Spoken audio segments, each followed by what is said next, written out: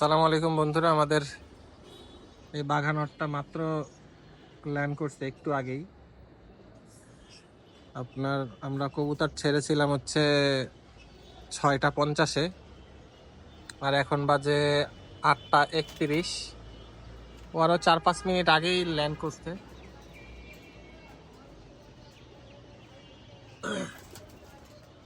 এই যে কবুতরটা, ওই মাশাল্লাহ দিলে প্রত্যেকটা রেসে আপনার ফার্স্টে চলে আসে,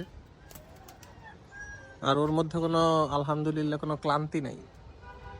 এই যে আর একটা কবুতর, এই যে একটা বামে বসে আছে,